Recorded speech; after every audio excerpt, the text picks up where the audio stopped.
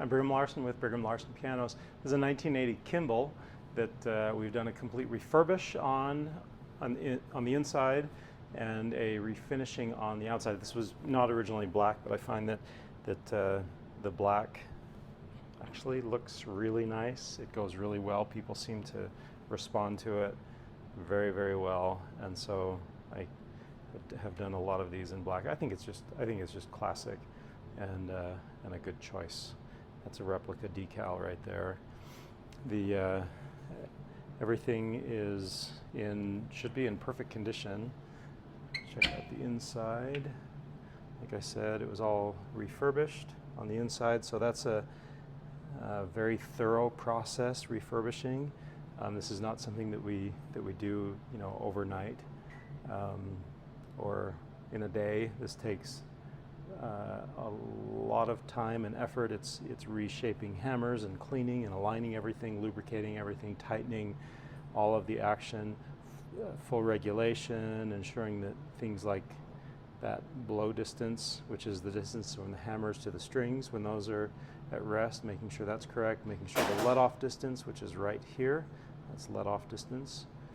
That should be 1/8 of an inch from the string where that hammer just kind of pulls away.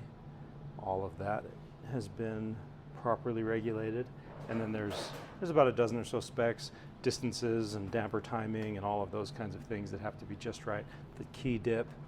So the way I differentiate our work here from pianos that you might find like on online elsewhere, KSL or out of people's homes, a lot of people will say that we have a 1980 piano in our home that's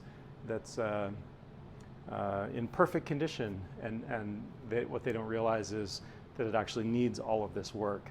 And so we put all of these pianos through this very thorough process, making it as close to brand new as we can, which is actually very, very close. Is it brand new? No, of course not. But we strive to reset that clock. When a piano's brand new in 1980, it has a good usable life of at a relatively high level or playing at its potential for about 20 to 25 years, and then all of this stuff is necessary. And then after that, we kind of reset that clock, giving it another good 20 or 25 years of use, and then that cycle can be repeated again 20 or 25 years later. And then by the time a piano is really old, like you can see these old, big old ones from turn of the century, by the time they're that old, these are some of them rather than 1980s, some of those are 1880s over there. By the time they're that old, a refurbishing like what we're doing on these is no longer sufficient, but they have to be just totally rebuilt. But on a 1980, this piano has a lot of life left in it. And then cosmetically, of course, I think it's inarguable. This piano is beautiful. I mean, like new on the outside.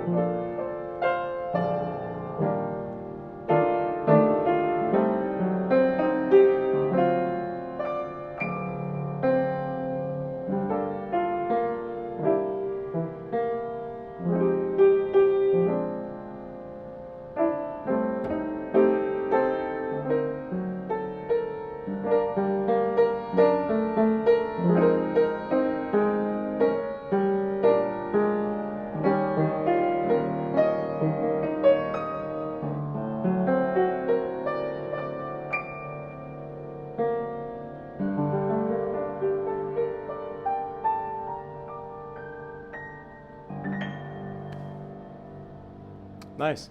I think this piano would be a great fit for sure for a beginner, probably even intermediate. I think by the time you're getting to advanced, really most upright pianos are not going to foot the bill. You really need a grand piano at that point if you're an advanced player.